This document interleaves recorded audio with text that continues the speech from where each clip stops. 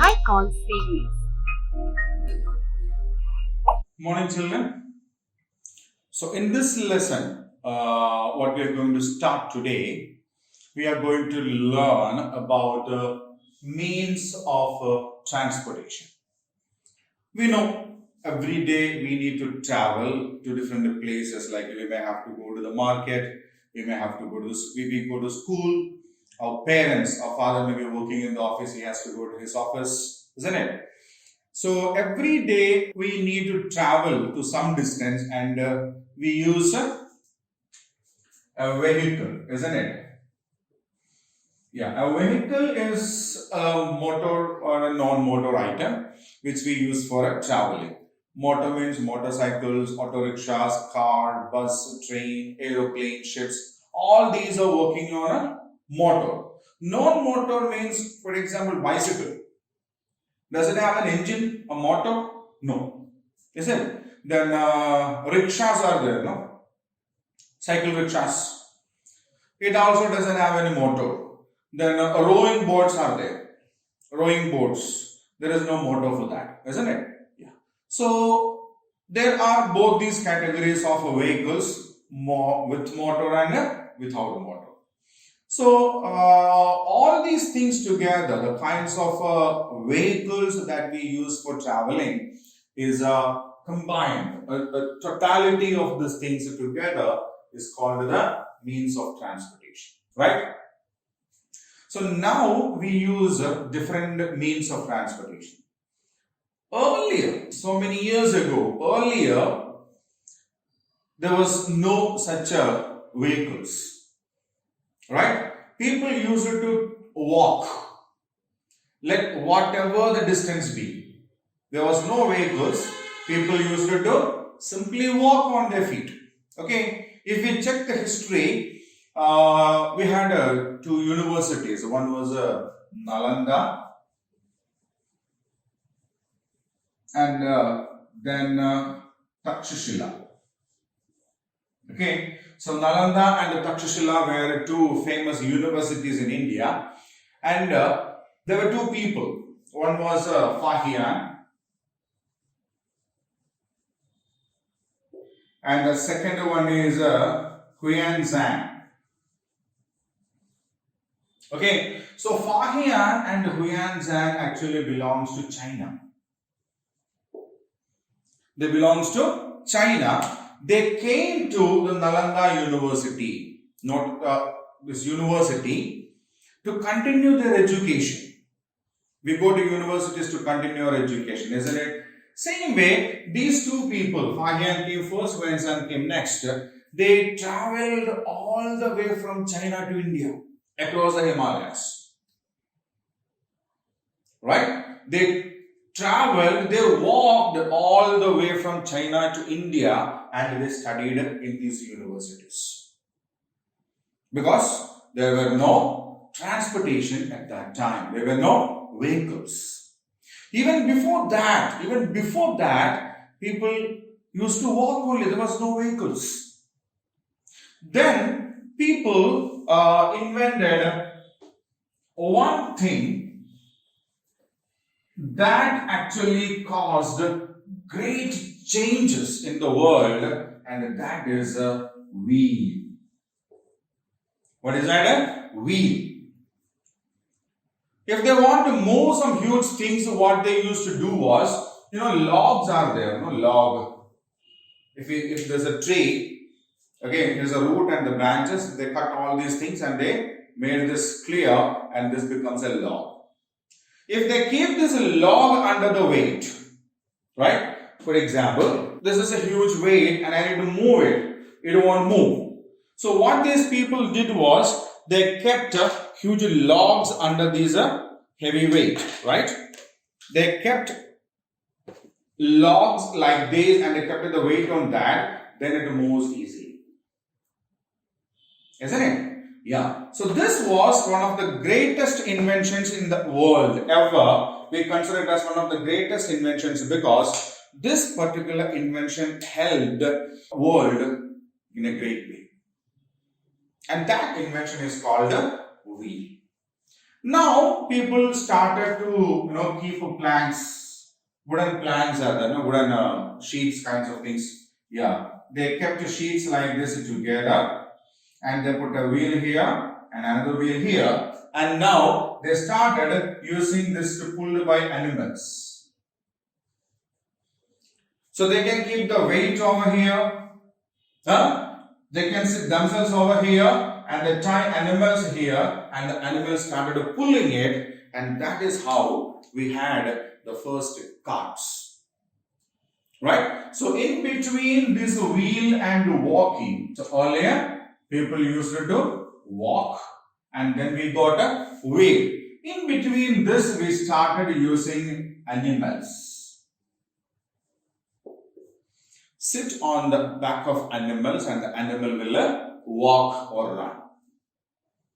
Right? So that was the first mode of transportation, means of transportation we ever had. And with the invention of wheel, we developed so many cars. Right? Based on the availability of the animal and the region, they developed it.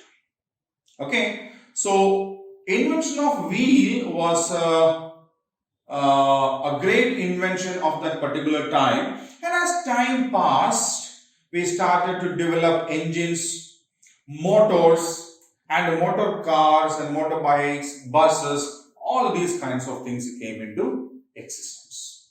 Okay, so the earlier, in the olden days, people used to walk, and then they started using animals for transportation.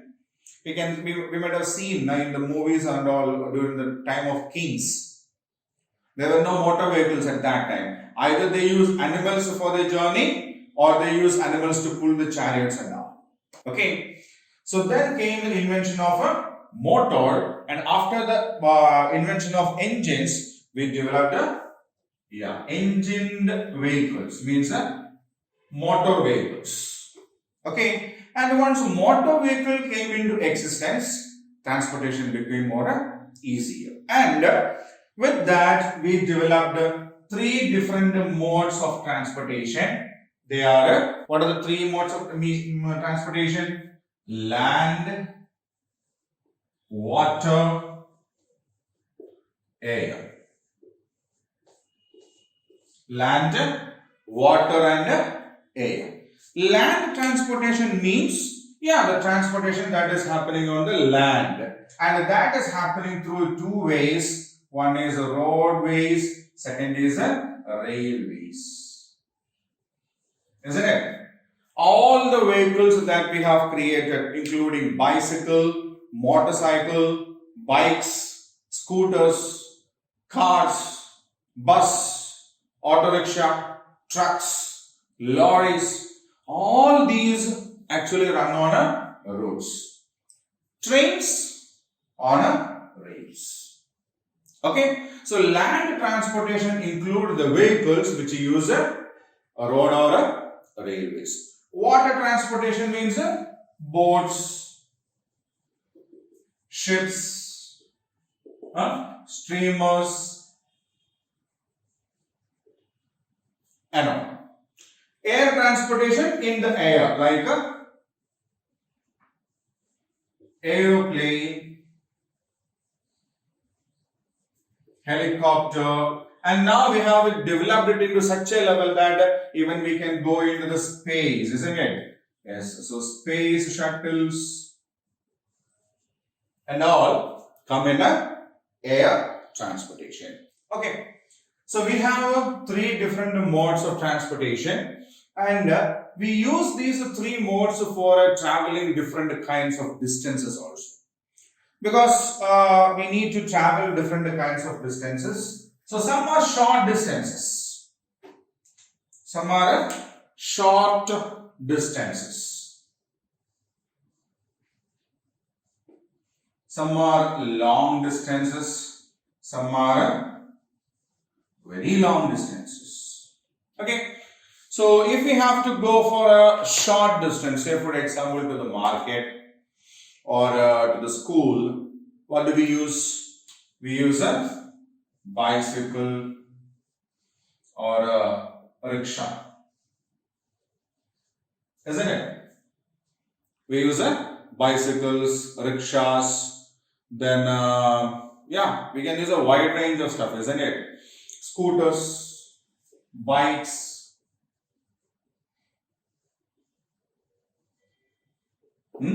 cars also can be used. If we have to go for long distances, we use basically bus or a train, isn't it? We use basically bus and a train for long distances. Obviously, bus can be used for short distances also, isn't it? Bus can be used for short distances also. But if we have to go for long distances, we prefer either bus or a train. Now, very long means going to other countries, other regions. What do we use? We use aeroplanes or ships. We use aeroplanes or ships for going much more longer distances, right? And in this very long distances also, we have two modes. One is aeroplane and ships. But in this also, we prefer aeroplane mode because ships is time taking. Okay, ships are time taking. It takes days, weeks, and sometimes even months to reach other country. But in hours or days, we can reach another country by using air traveling or airplanes. Okay, so airplane is the fastest mode of transportation. Aeroplanes are the fastest mode of transportation. Ships are cheaper, but it takes a lot of time. It takes a lot of time, right? So we usually cover three kinds of distances, like a short distance, long distance, and very long distance. If it is a short distance, mostly we may walk. If not, we will use a bicycle, a rickshaw, auto rickshaw, bike, scooter, car, and sometimes a bus also, right? But if we are really aiming at going a long distance, going to the other city or other town or other part of our country, we mostly prefer either bus or a train. If we have to go to very long distance, like going to other countries, then we prefer airplanes and ships. In that also, most of us prefer aeroplanes because aeroplane is the fastest mode of transportation. We can reach our country, the country where we want to go within some hours. Within some hours or maximum 1 day. Maximum 1 day. Not beyond that. Right? But ships are cheaper, but it takes so much of time. It may take some days. Sometimes it may take weeks. And sometimes it may take even months for us to reach the other country. Right? But when we go to villages, what kind of transportation do we find there? What kind of transportation do we find there? We find bullock carts. We find bullock carts. We find tongas.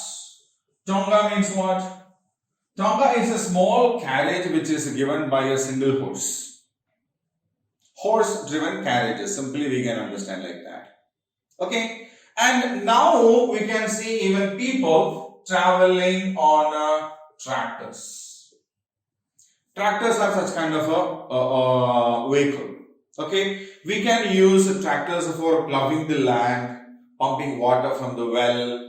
Okay, carry logs and luggages or loads, and even for transportation. Right, and some villages have buses also.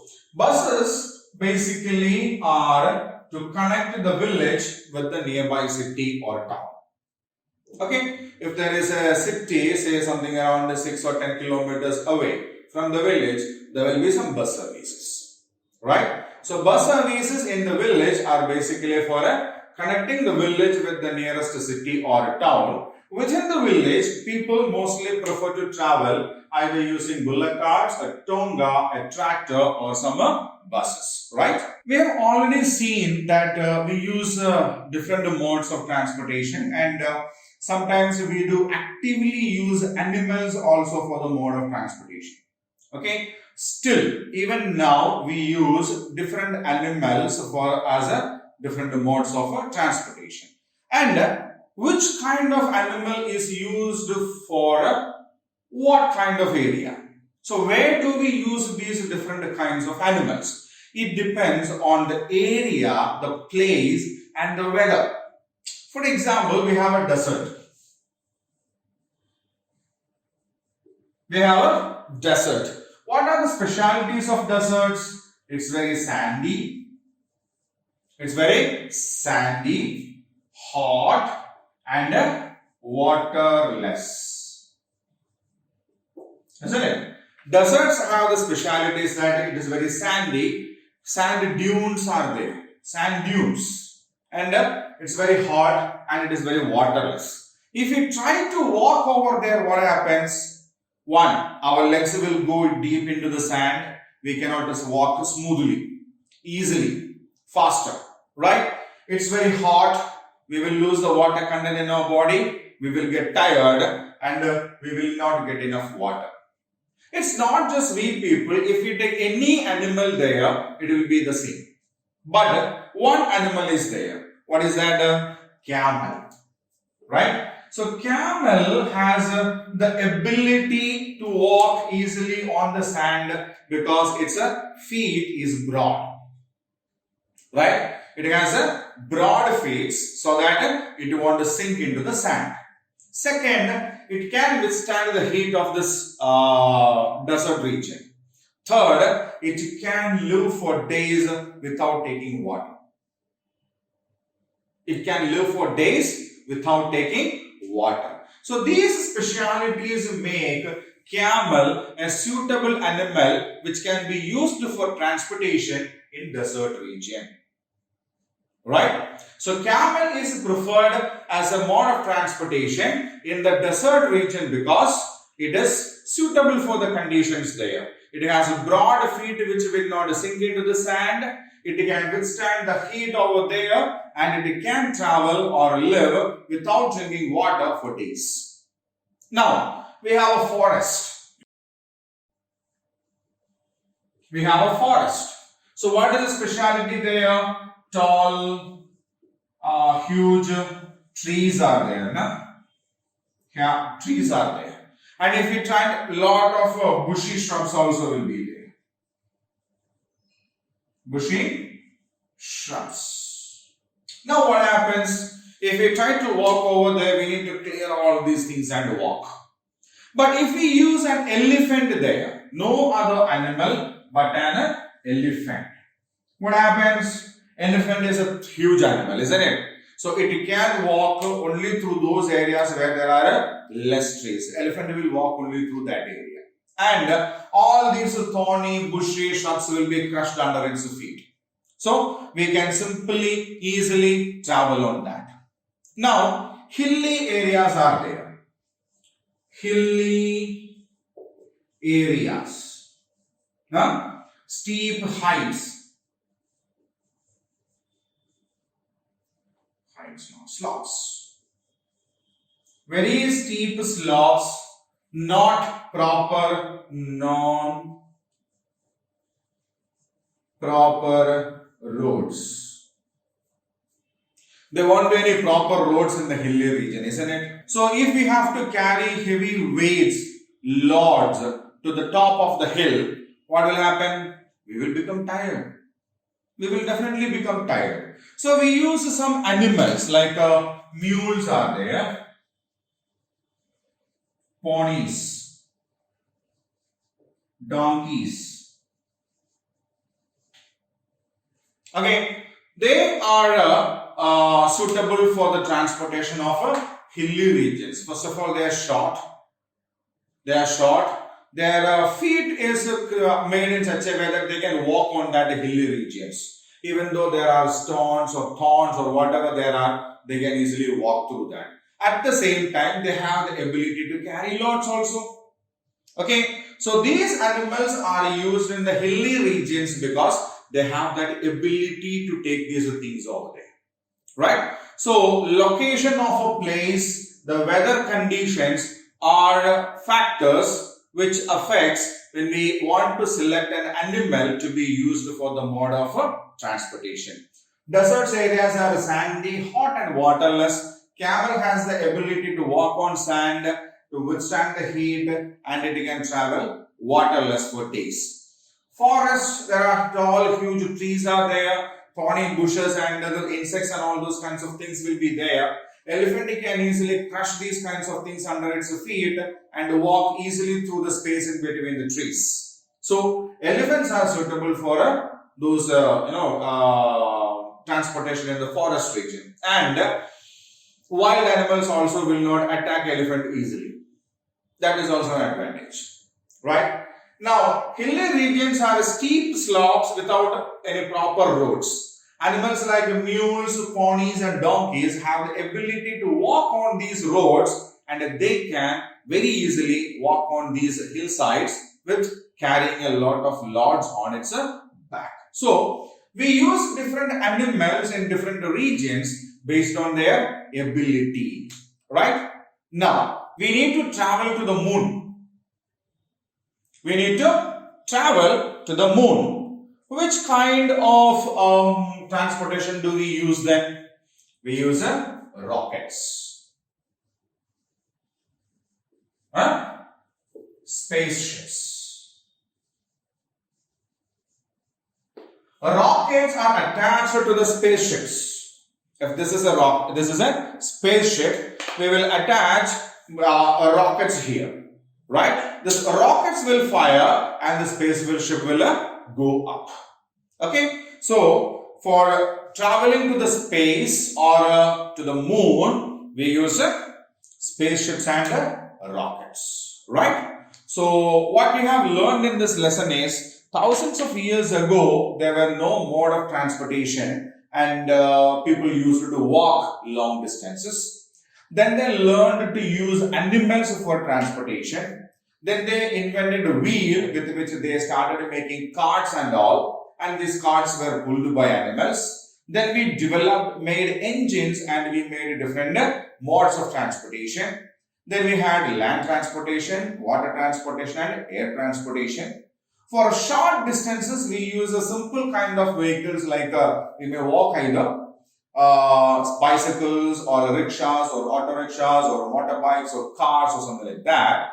For longer distances, we use trains and buses. For very long distances, like going into other countries, we use aeroplanes or ships. Right?